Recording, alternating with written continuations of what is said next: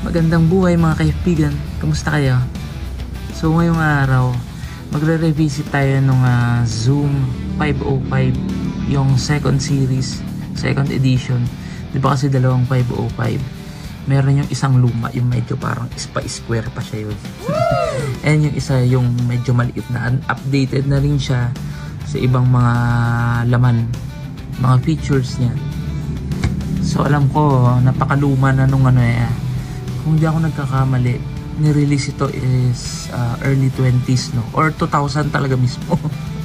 Kung hindi pa ako nagkakamali. So kaya bibigyan natin ng konting review ito.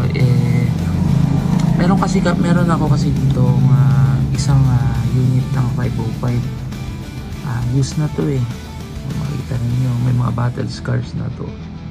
Nakuha ko to dun sa kaibigan namin na yung isang gitarista rin na mahusay, si Giancarlo Kalimlim. Ayan. So ito medyo may ano na siya, may ano ba ang tawag dito? Meron na siyang issue of repair, pero inayos ko, magagamit pa naman to. So kaya magkakaroon tayo ng konting konting review tungkol dito is kasi ipapamigay natin to, baka sakali na meron kayong alam na church na pwede natin pagbigyan nito, yung magagamit pa naman nito totoo lang.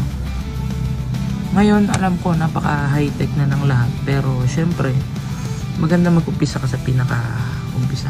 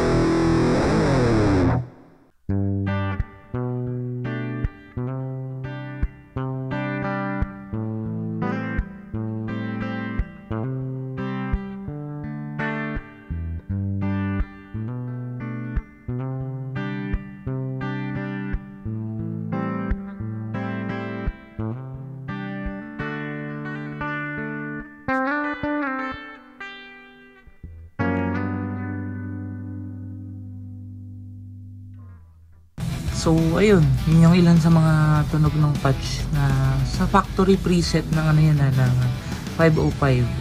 So mga early na mga nakikita kong gumagamit nito dito sa locals natin sa Zambales, lalo na dito sa part ng Iba is pinakatumatak talaga sa akin is si Kuya Badyong Miklat.